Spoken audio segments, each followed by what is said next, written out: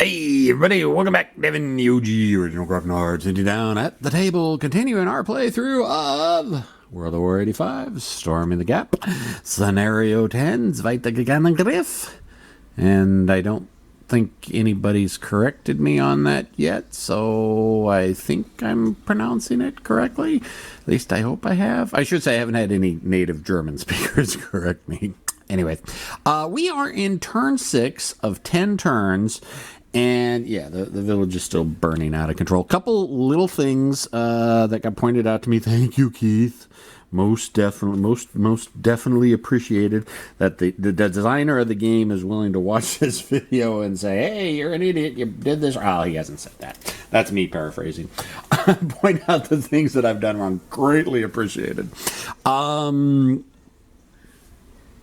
couple things. Can't fire ATGMs at helicopters unless they're landed. I think not sure I fired ATGM. Maybe I did, but I thought I was firing their 20 mics. Well, whatever. Regardless, can't fire ATGMs at helicopters unless they're landed. Also, when you're using non-blue firepower, be it high explosive or armor piercing, I mentioned last time that the to hit goes up to 6, but the firepower, the number of dice you roll, is also reduced by 2. So I don't really remember what happened down here, but yeah, I don't think had much of an effect on gameplay. Because either they were disrupted or they weren't disrupted, they're going to get clear to disruption because helos always clear disruption. They don't have to roll any headquarters morale check. So, but just for procedural purposes. Keith was saying, it's like, yeah, I thought we put in plenty of fire and burned out markers. You're supposed to be, the fires are supposed to be going out. It's like, yeah, well, these are my dice, and so they don't always go the way they're supposed to. I think I've rolled like maybe 15, 16 times for various fires to burn out, and we haven't had any. I mean, odds-wise, said 2 or 3 of those should have burned out by now, but no, it just doesn't happen that way. So hopefully other people won't run into that issue as well, because it's just me. I'm the weird one. Whatever.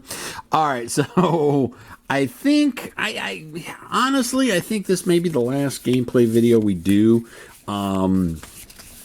From a manpower standpoint, the Soviets are just getting their faces kicked in. However, for the West Germans to win, they got to capture this village. They got to capture 4 of the hexes. I think it's 4. Let's check the rules real quick. 4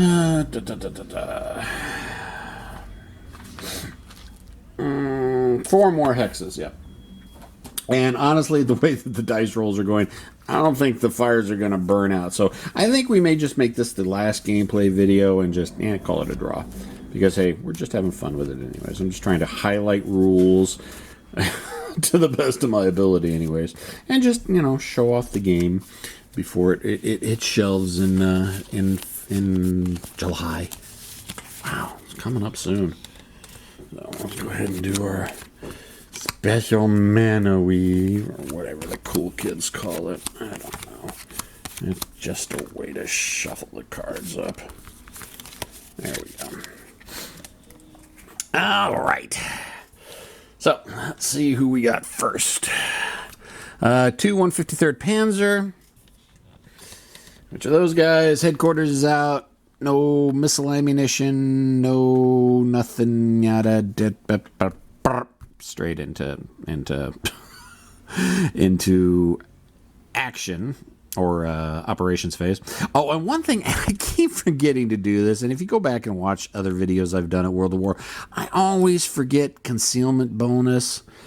I don't know why. For as long as this game has been out, so as long as I've been playing it, I always forget concealment bonus. Basically, if a unit is in obscuring terrain, terrain that gives them cover, and they are not ops complete, not adjacent to an enemy unit, and not within 5 hexes of a recon unit, then they're concealed and get a +1 defensive dice bonus. I seem to always forget that. I don't know why. It's just one of those mental blocks I have. However, in this case, because right now, as it stands, minus the recon, let's ignore the recon unit for a second. Since these guys here are in a Rex marker, I would say I would believe that the Rex would give, yes, since it gives a defensive bonus. Since they are not ops complete, not adjacent to an enemy unit, although they are within 5x's, but let's pretend the recon unit's not there, they would get the concealment bonus. However, since there is a recon unit, there's Lush right here within 5x's, well, that cancels the concealment. So, all right, maybe that was a bad example. That's the only example I got on the board right now. What do we want to do? I mean, well, let's just keep shooting at that infantry. I mean, we don't really want to push the tanks forward until those fires burn out. So let's go ahead and do the Lush first. 1, 2, 3, 4. Okay, so they got high explosive range of 4, AP of. We'll go with high explosive because we got 2 dice at 5. 1, 2, 3, 4. So 2 dice at 5. No modifiers. 6 and a 1, so that's 1 hit. Woo! Yay! And they're in. I'll put it on the top unit. It's infantry and a wreck marker, which I believe is just 1d6 defensive dice. And yes, springtime has definitely come, so we're probably going to have lots of screaming children out in the back, as I'm sure you can probably hear it. So, wreck marker is 1d6, and we're going to close the door because that's getting annoying. So 1d6. Now, normally, like I said, if there wasn't a recon unit there, they'd get the concealment, but the recon unit is there, so it breaks the concealment. So it's just going to be 1d6. 3, nope. So it's going to apply 1 hit to the top unit, already disrupted. So he's going to flip over. I got to roll for headquarter casualty. If it's 4, 5, or 6. 4, 5, or 6. Well, what do you know? So they go over into the suppressed HQ's box. That guy's ops complete. We'll go ahead and have the Leo unit fire. 1, 2. Okay, so it's well within range. 3 dice at 5.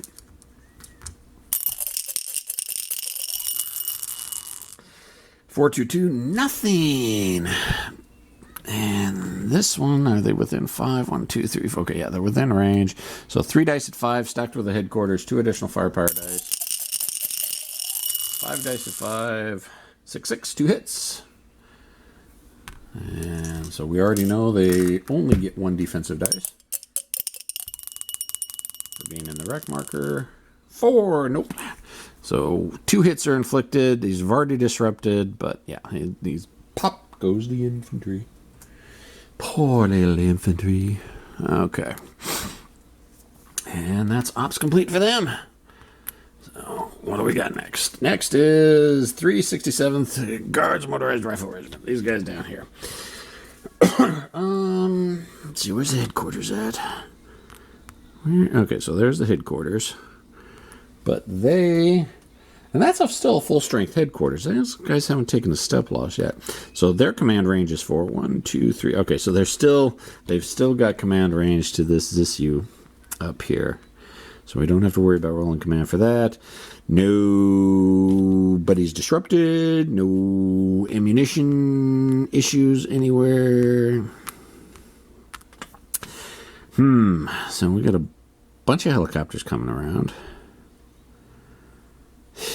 Jeez, just isn't much in the tactical options of what I can do. Nope. Well,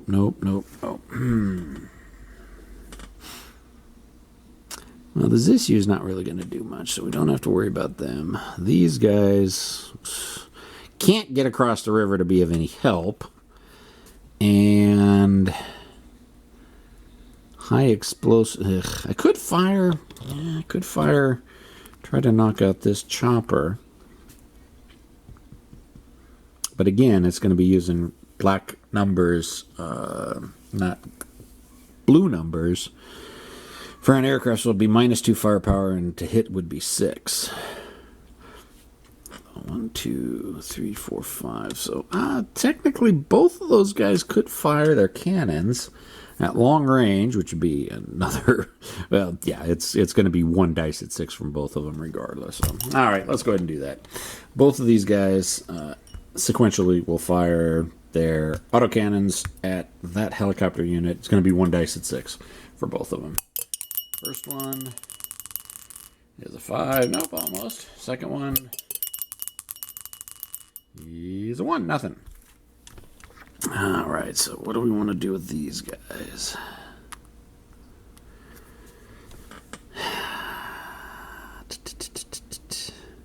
You know, that'd be moving.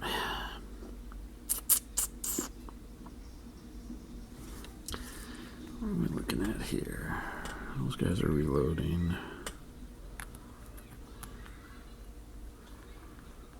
Fire it there.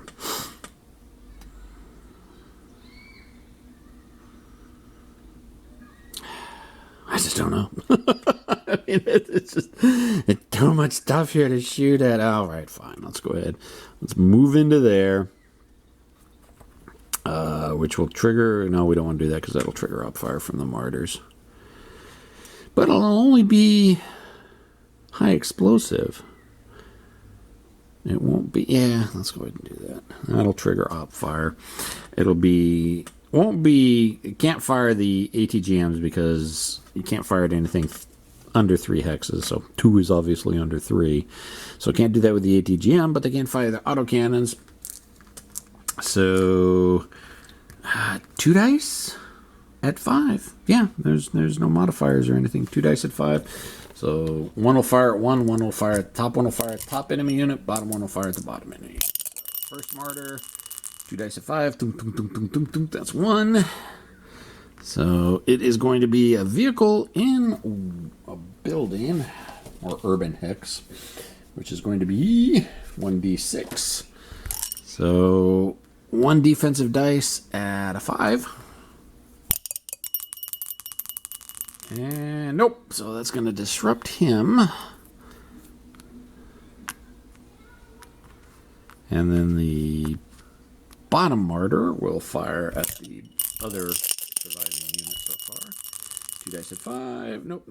Okay, so nothing there. Mark them ops complete. The disrupted unit obviously isn't going to be able to fire. So my martyr, or the BMP, is going to fire. It's going to fire high explosive. 2 dice at 5, stacked with the headquarters. Gets an additional 2 dice. 4 dice at 5. At the top martyr unit. 2 hits. Back here. There we go. It's going to be 1 dice at 6.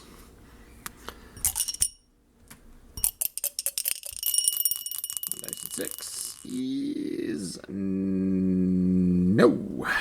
So 2 hits, it's going to disrupt him, and it's going to inflict a casualty on him. Well, they're identical units, so it doesn't really matter which one I flip over. Put that there. Him. Ops complete. And I think that's going to be it for them. All right, next formation. 4 152nd Panzer Grenadier. Okay, remove ops complete markers. Headquarters is already out there. We do have 1 ammo reload. Let's roll against headquarters. 4, 5, 6. Their headquarters value is a 7, so that is successful. Let's take a look at our ammo reload chart, which is going to be, what is it? That is a green anti-down. Okay, so nope, not that. Oh, there it is. Okay. Infantry. Anti-tank guided missile. Okay, if the missile reloading attempt fails, if the missile reloading attempt succeeds, just remove it. All right, so they were able to reload their missiles for that Milan, which is good. Not that they've got really anything to fire at. And now we got to roll to see if we can undisrupt that martyr. Oh, you know what? When I moved here, I should have had a penalty. Poo.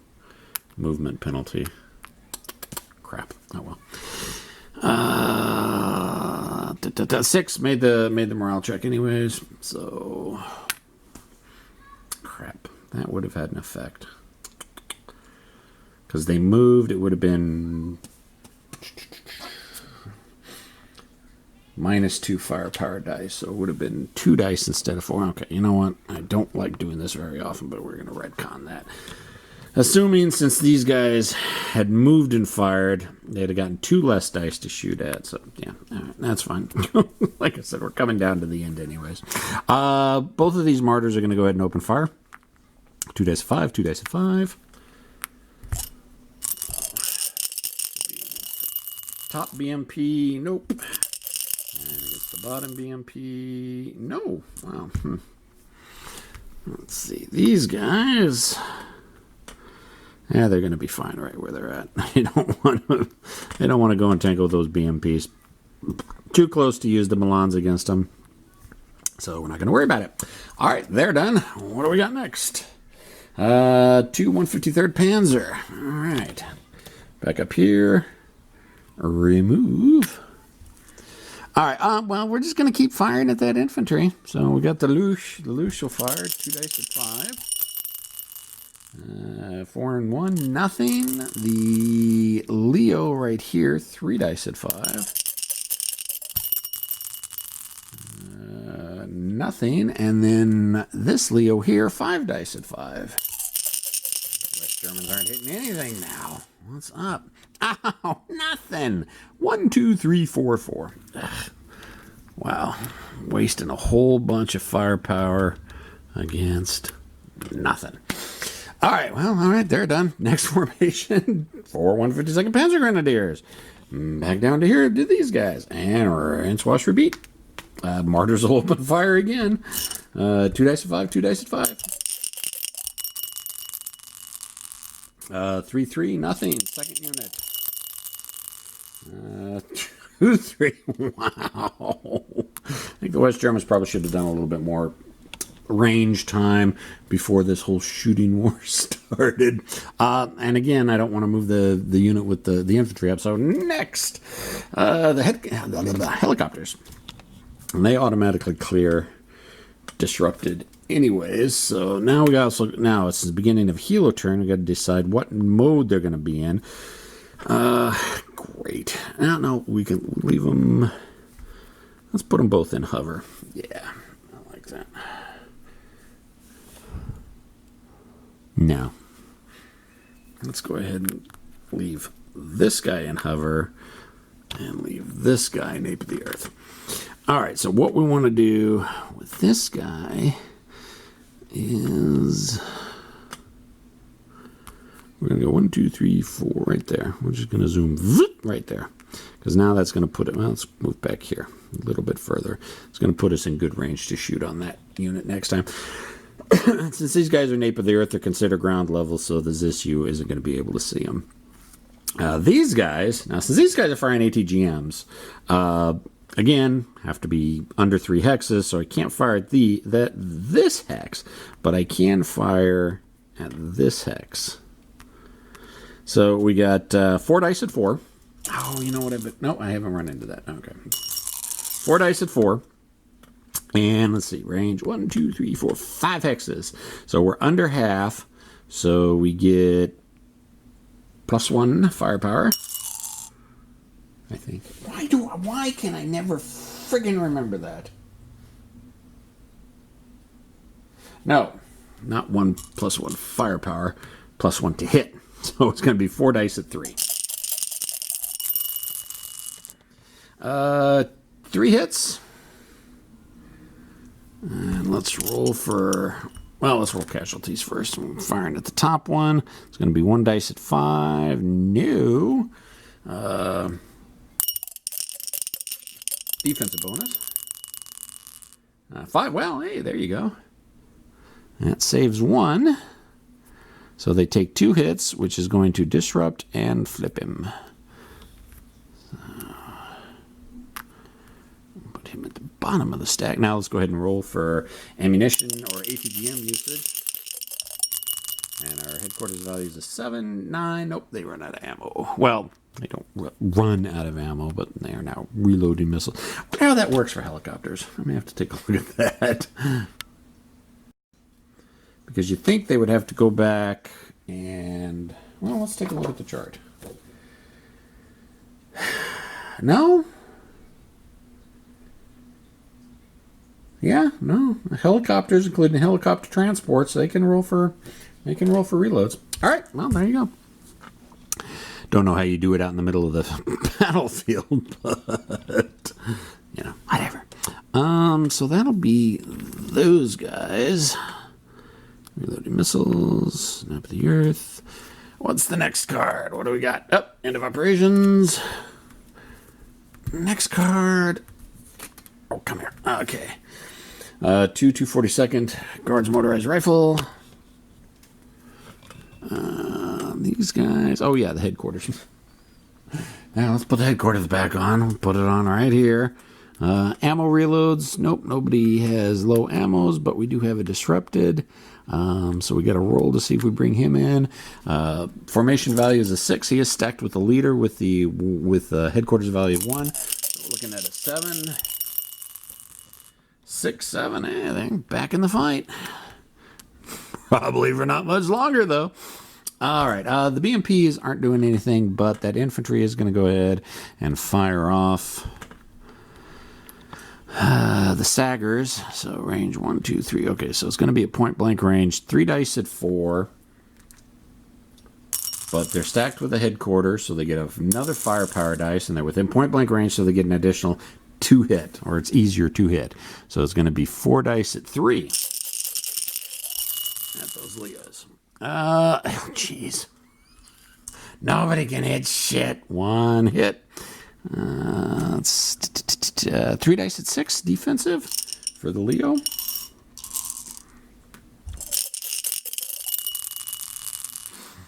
Nope. But only 1 hit gets through, which at this point is kind of pointless because it just disrupts the unit. And they're done. Those BMPs, are those BTRs? Oh, those BTRs. Okay. Those BTRs aren't doing anything. Next card. End of operations. Woohoo. Who didn't activate? Oh, we didn't have the battlefield event. All right. So everybody activated, so no headquarters units have to get pulled off.